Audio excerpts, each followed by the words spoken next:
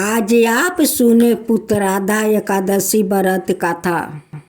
इस व्रत की कथा का उल्लेख है श्री पद्म पुराण में इस प्रकार आया है। द्वापर योग में माहिष्यम त्रिपुरी का राजा महिजीत एक शांति प्रिय और धर्मात्मा व्याकृत था। धर्म पूर्वक उचित रास्ते पर चलने वाला यह राजा पुत्र हीन था, इसलिए वो दुखी रहता था, क्योंकि पुत्रहीन व्याकृत को इस लोक में और परलोक में सुख नहीं मिलते हैं। प्रजा के पुरोहित और ब्राह्मणों ने तीनों लोकों के जानने वाला मही मुनि लोमस के पास जाकर राजा की दशा का वर्णन किया तो उन्होंने कहा, ये राजा पूर्व जन्म में एक अत्याचारी राजा था। धनहीन वैश्य था जो गांव-गांव में घूमकर वाणिज्य प्रीत किया करता था। इसी एकादशी के दिन दोपहर के समय वो प्यास से व्याकुल होकर एक जलसाए पर पहुंचा तो वहां गर्मी से पीड़ित एक प्यासी गाय को जलसाए में पानी पीते देखकर उसने उसे पानी पीने से रोक दिया और सवाए पानी पीने लगा। उसी दुर्कर्म के कारण यह राजा पुत्रहीन है और उन पुण्यों से जो इसने अपने पूर्व जन्मों में किया था, इस राजा का पद मिला है। हे महामुनि, हमारे राजा का पाप दूर हो जाए और पुत्र भी उत्पन्न हो जाए। कृपया ऐसा कोई उपाय बताने की कृपा करें। उपस्थित प्रजा के लोगों ने मुनि से कहा। तब लमेश ने उन्हें बताया, श्रवण शुक्ल पक्ष की पुत्रादा नाम की एकादशी तिथि, इसके लिए विधि पूर्वक शास्त्रोक्त रीति से जागरण के साथ इस व्रत के करो और उसका पुण्य राजा को दे दो तो निश्चय ही राजा का पुत्र होगा। प्रजा के साथ साथ जब राजा ने भी इस व्रत को रखा तो इसके प्राप्त से रानी गर्भवती हुई और उसने समय आने पर एक तेजस्वी पुत्र को जन्म दिया। तभी से इस एकादशी को पुत्रादा एकादशी के नाम से जाना जाता है। भोग लगाकर प्रसाद भक्तों में बांटो। 5 ब्राह्मणों को भोजन कराकर यथाशक्ति दान दक्षिणा देकर विदा करो, उनका आशीर्वाद प्राप्त करे। व्रत का दिन भजन कीर्तन में गुजारा करे। रात्रि में भगवान की प्रतिमा के पास सोए। एक बार ब्रह्मा जी के मानस पुत्र संत सनकादि भगवान विष्णु के दर्शन करने वैकुंठ धाम पहुँचे। वैकुंठ में विष्णु धाम के द्वार पर भगवान के 2 प्रसिद्ध जय विजय द्वारपाल के रूप में बैठा था। इन दिगंबर साधुओं को देखकर पहले तो इन्हें हंसी आ गई, फिर पूछा, आप लोग कौन है? ऐसे नंगे तंगे यहाँ कहाँ चले आ रहे हैं? उनकी बात का संत ने बुरा नहीं माना, क्योंकि यह द्वारपाल थे और बिना पूरी जांच पड़ताल के कैसे अंदर जाने देते। अपनी भेष भूषा पर उनके हंसने का भी बुरा नहीं माना, क्योंकि वैकुंठ जैसे वैभवशाली परिवेश में ऐसे साधुओं का क्या काम है? उनके प्रश्नों का उत्तर देते हुए उन्होंने कहा, हम संत कुमार भगवान विष्णु के दर्शन करना चाहते हैं। हम सदा इसी रूप में रहते हैं, इसलिए हमें अंदर जाने दो। मगर जय विजय नामक द्वारपालों ने संत सनकादि को अंदर नहीं जाने दिया। इससे ऋषियों को क्रोध आ गया कि इन द्वारपालों को इतनी भी समझ नहीं कि ऋषियों साधुओं के साथ कैसे व्यवहार करना चाहिए। क्रोध में उन्होंने श्राप देते हुए कहा, तुम दोनों ने देवों के साथ रहकर भी दैत्यों जैसा व्यवहार किया है, इसलिए अगले जन्म में तुम दोनों दैत्य कुल में जन्म लेंगे। द्वारपाल ने इस विभेद को सुनकर भगवान विष्णु सवाए बाहर आ गए और संत सनकादि को आदर से अंदर जाने को कहा। इधर जय विजय को दुखी देखे भगवान विष्णु ने कारण पूछा तो उन्होंने अपने श्राप की बात बताई। भगवान विष्णु ने कहा, उद्दंता का फल तो तुम्हें भोगना ही पड़ेगा। असुर कुल में तुम्हारा अगला जन्म अवश्य होगा। इतनी चिंता मत करो, तुम मेरे पार्षद हो, इसलिए इसका पुण्य भी मिलेगा। मेरे द्वारा ही तुम्हें दैत्य योनि से मुक्ति मिलेगी। कश्यप ऋषि की पत्नी दीति की गर्भ से हुआ। दीति दैत्य कुलों की माता थी, अतः उसके गर्भ से जन्म लेने वाले जय विजय का नाम इस जन्म में हरि हिरण्यक्ष और हिरण्यक शिपु हुआ। उन दोनों एक बार की बात है, गजेंद्र अपने साथियों सहित दीर्घासिक से व्याकुल हो गया। ओम कमल की गंध से सुगंधित बाहु को सूंघकर एक चित्ताकर्षक विशाल सरोवर के तट पर जा पहुंचा। गजेंद्र ने उसे सरोवर के निर्मल शीतल और मीठे जल में प्रवेश किया। पहले तो उसने जल पीकर अपनी तृष्णा बुझाई, फिर जल में स्नान कर अपना श्रम दूर किया। तत्पश्चात उसने जल क्रीड़ा आरंभ कर दी। वो अपनी सूर में जल भरकर उसकी फुहारों से हाथियों को स्नान करने लगा। तभी अचानक गजेंद्र ने सूर उठाकर चित्कार की, पता नहीं किधर से एक मगर ने आकर उसका पैर पकड़ लिया था। गजेंद्र ने अपना पैर छुड़ाने के लिए पूरी शक्ति लगाई, परंतु उसका बस नहीं चला, पैर नहीं छूटा। अपने स्वामी गजेंद्र को ग्रहग्रस्त देख कर हाथियों कलम्भे और अनय गज अत्यंत व्याकुल हो गया।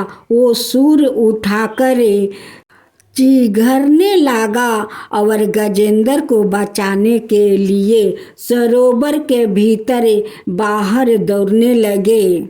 उन्होंने पूरी चेष्टा की, लेकिन सफल नहीं हुआ। वस्तुत महर्षि अगस्त के श्राप से राजा इंद्र धूमन ही गजेंद्र हो गया था और गंध वशिष्ठ हुआ। महर्षि देवल के श्राप से ग्रह हो गया था। वो भी अत्यंत परिक्रमी थे। संघर्ष चलता रहा। गजेंद्र सवाए को बाहर खींचता और ग्रह गजेंद्र को भीतर खींचता। सरोवर का निर्मल जल गंधला हो गया था। कमल दल छत विक्षेत हो गया। जल जंतु व्याकुल हो उठे। गजेंद्र और ग्रह का संघर्ष 1 सहस्त्र बरस तक चलता रहा। दोनों जीवित रहे। यह दृश्य देखकर देवगण चकित हो गया। अंततः गजेंद्र का शरीर शिथिल हो गया। उसके शरीर में शक्ति और मन में उत्साह नहीं रहा, परंतु जलचर होने के कारण ग्रह की शक्ति में कोई कमी नहीं आई। उसकी शक्ति बढ़ गई। ओ नवीन उत्साह से अधिक शक्ति लगाकर गजेंद्र को खींचने लगा।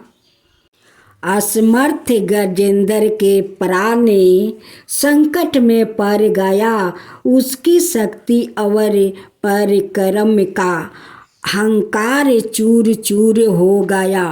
वो पूर्णतः निराश हो गया, किंतु पूर्व जन्म की निरंतर भगवत आराधना के फल स्वरूप उससे भगवत मृत्यु हो गई।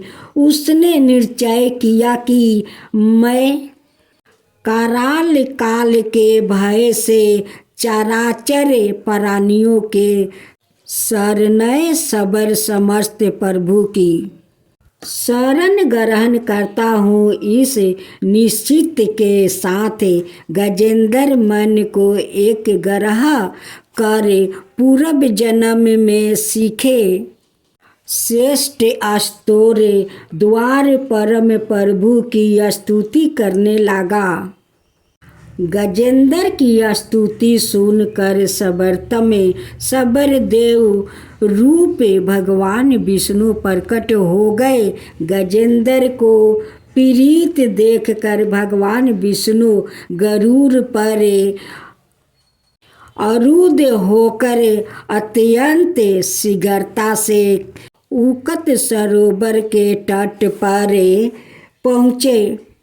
जब जीवन से निराश और पीड़ा से छूट पाते, गजेंद्र ने हाथ में चक्र लिया। गरुड़ भगवान विष्णु को तिरपात से अपनी ओर आते देखा तो उसने कमल का एक सुंदर पुष्प अपनी सूर में लेकर ऊपर उठाया और बड़े कष्ट से कहा, नारायण जगद्गुरु भगवान आपको नमस्कार है। गजेंद्र को अत्यंत पीड़ित देखकर भगवान विष्णु को गरुड़ की पीठ से कूद पड़े और गजेंद्र के साथ ग्रहों को भी सरोवर से बाहर खींच लिया और परंतु अपने तीक्ष्ण चक्र से ग्रह का मुंह फाड़ कर गजेंद्र को मुक्त कर दिया। ब्रह्मादिक देवगण श्री हरि की प्रशंसा करते हुए उनके ऊपर अश्वगिरी की सुमनों की वृद्धि करने लगे। सीधे अवर ऋषि महर्षि ब्रह्मा भगवान विष्णु का गुणगान करने लगा। ग्रह दिव्या शरीर धारी हो गया। उसने विष्णु के चरणों में सिर रख कर प्रणाम किया और भगवान विष्णु को गुणों की प्रशंसा करने लगा। भगवान विष्णु के मंगलमय वरद अस्त के स्पर्श से पाप मुक्त होकर अभिस्पष्ट हुए गंधर्व ने प्रभु की परिक्रमा की और उनके तेरा लोक वंदित चरण कमलों में प्रणाम करे अपने लोक चला गया। भगवान विष्णु ने गजेंद्र का उद्धार करे उसे अपना परस्त बना लिया। गंधर्व सीधे और देवगण उनकी लीला का गान करने लगे।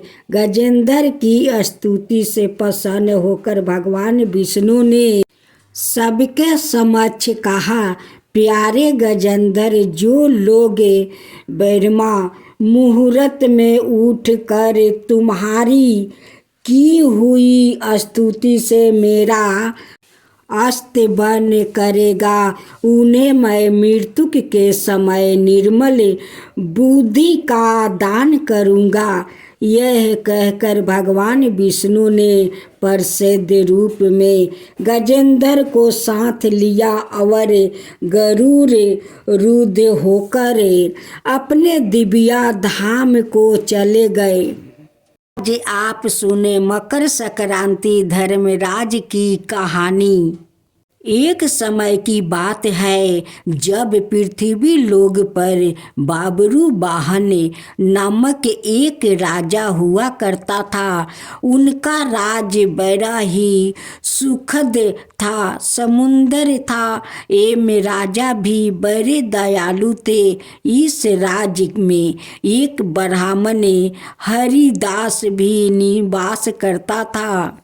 हरिदास एक तपस्वी था। उसका विवाह गुणवती से हुआ था, जो कि बहुत ही सुशील, धर्मवती और पतिव्रता महिला थी। गुणवती ने जीवन भर में सभी देवी देवताओं की उपासना की और सभी प्रकार के व्रत किया एवं दान धर्म भी किया करती थी। इसके अलावा अतिथि सेवा को भी वो अपना धर्म मानती थी। ऐसे ही हंसी खुशी और ईश्वर की उपासना करते हुए वो वृद्ध हो गई। जब उसकी मृत्यु हुई तो यम धर्मराज के दूत उसे अपने साथ धर्मराजपुर ले गए। यमलोक में सुंदर सिंहासन पर धर्मराज विराजमान थे और उनके ही पास में चित्रगुप्त भी बैठे थे। आपको पता ही होगा कि चित्रगुप्त के पास सभी प्राणियों के पाप पुण्यों का लेखा होता है। चित्रगुप्त प्रभु को प्राणियों का लेखा जोखा सुन रहे थे। तभी यहाँ यमदूत गुणवती को लेकर पहुँचे। गुणवती उन्हें देखकर थोड़ी भयभीत हुई और मुंह नीचे कर करी हो गई। चित्रगुप्त ने गुणवती का बयारा निकाला और धर्मराज को बताया। धर्मराज ने पूरा बयारा देखा और वो प्रसन्न हुआ, परंतु फिर भी उनके मुख मंडल पर थोड़ी उदासी भी छाई हुई थी। यह देखकर गुणवती ने पूछा, हे प्रभु, मैंने तो सारे सत्य कर्म ही किया, फिर भी आपके मुख पर यह उदासी छाई है। इसका कारण क्या है? कृपा करके मुझे बताइए। प्रभु, मुझसे क्या भूल हुई है? यम धर्मराज ने उत्तर में कहा, हे देवी, तुमने सभी देवी देवताओं के व्रत किया है, उपासना की है, परंतु कभी तुमने मेरा नाम से कुछ पूजा यह पाठ या कोई भी दान धर्म नहीं किया है। धर्मराज की यह बात सुनते ही गुणवती क्षेमा याचना करने लगी और कहने लगी, हे प्रभु, मुझे आपकी उपासना के बारे में कुछ ज्ञान नहीं। मैं नहीं जानती आपकी उपासना कैसे करते हैं। कृपा करके मुझे वो उपाय से बताइए प्रभु, जिससे कि सभी मनुष्य आपकी कृपा के पात्र बन सके। यह सुनकर गुणवती ने धर्मराज जी से क्षमा याचना की और कहा कि मैं आपकी उपासना नहीं जानती थी। कृपा करके वो उपाय बताइए जिससे सभी मनुष्य आपकी कृपा के पात्र बन सके। मैं आपके मुख से आपकी भांति का मार्ग सुनना चाहती हूँ और मेरी यह इच्छा है कि मृत्युक लोक के धरती पर वापस जाकर आपकी भक्ति करूं और सभी लोग को भी इसके बारे में बताऊं। धर्मराज जी ने उसकी मिनती सुनकर बताया, जिस दिन सूर्यदेव उत्तरायण में प्रवेश करते हैं, यानी कि मकर संक्रांति के दिन मेरी पूजा शुरू करना चाहिए और उस दिन से लेकर पूरे 1 बरस तक मेरी पूजा करते हुए कथा सुनना चाहिए और एक दिन भी पूजा या कथा नहीं छूटनी चाहिए। साथ ही पूजा करने वाले व्यक्ति को धर्म के इन 10 नियमों का पालन करना चाहिए। एक समय की बात है, रामगढ़ नाम का एक राज था। वहाँ का राजा बहुत नेक और दयालु था। उसकी प्रजा सुखी थी। राजा के दरिया दिल की चर्चा दूर दूर तक फैली थी। राजा वृद्ध हो गया था। राजा को अपने राजकाज की चिंता थी, क्योंकि राजा का एक ही लड़का था जो बहुत ही आलसी और कामचोर था। राजा बड़ा सोच विचार कर मंत्रियों की राय जानकर अपने पुत्र को एक साधु के पास लेकर गया और साधु को प्रणाम कर उन्हें सारी बात बताया। अपने लड़के को साधु के पास विघ्न अर्जन के लिए छोड़ आए। साधु महाराज बहुत ही विद्वान और दयालु था। एक दिन साधु महाराज ने राजा के लड़के से कहा, बेटा, यहाँ से 8 कोस दूर जंगल है। तुम कल प्रात काल जंगल से फूल और पौधा के छोटे पौधों को लाकर यहाँ लगाना है। राजकुमार को साधु की बातें सुनकर बहुत गुस्सा आया, परंतु पिता कह गए थे कि साधु की आज्ञा का पालन पूर्ण करना। अत राजकुमार ने अनिश्चित मन से अगले दिन जंगल जाकर फूल के और फल के पौधों लाकर साधु के बताए स्थान पर लगाया। साधु के कहे अनुसार उनकी सिंचाई कर उनकी रखवाली करने लगा। कुछ दिनों में इस स्थान का रूप बदल गया। वह स्थान बगीचे जैसा दिखने लगा। यह देखकर साधु ने राजकुमार को शाबाशी दी और कहा, बेटा, मेरी एक बात याद रखना, जो सोता है वो खोता है और जो करता है वो पाता है। जैसे तुम्हारे द्वार किए गए काम से बगीचा बना है। आलसी आदमी अपने जीवन का अर्थ नहीं जानता है।